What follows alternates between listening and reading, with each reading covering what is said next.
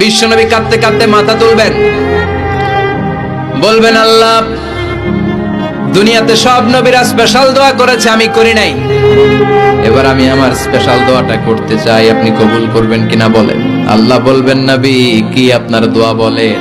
বিশ্বনবী বলবেন, আমার একটা উম্মত যার অন্তরের মধ্যে যাররা পরিমাণ ঈমান আছে, একবার আপনারে আল্লাহ বলে ডেকেছে, একবার আমি বিশ্বনবীর উপর দরুদ পড়েছে, একবার শাহাদাতের বাণী আমার যে গুনাহগার উম্মত দুনিয়ার বুকে থেকে ঘোষণা দিয়েছে, ওই একটা উম্মত যদি জান্নাতে ঢুকতে না পারে, আপনি আমারে জান্নাতে ঢুকাতে পারবেন না।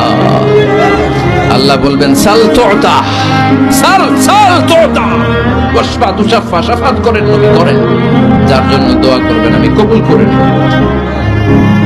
দুনিয়াতে বিশ্বনবী কম কষ্ট সহ্য করে নাই। 3 বছর শিয়াবে আবি তালেবে জেল খেটেছে। কয় বছর? দুর্ভিক্ষের বছরগুলোতে বিশ্বনবীর পেটে দানা পানি ছিল না। কলিজার টুকরা হাসান হুসাইন কই মাছের মতো ছটফট করেছে, জামিনে ক্ষুধার জ্বালায় বেহুশ হয়েছিল। বিশ্বনবী যদি ওই স্পেশাল দোয়াটা করতেন, জান্নাত থেকে খাবারের বস্তা পাঠিয়ে দিত কে? ওই দোয়া করছিলেন?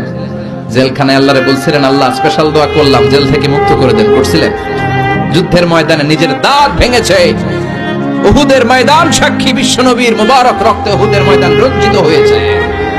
সেদিনও বিশ্বনবী ওই দোয়াটা করে নাই। চিল্লায় বলেন ঠিক কিনা? তায়েফের ময়দানে বিশ্বনবী কয়েকটা জায়গায়, 3 জায়গায় বেহুশ হলেন।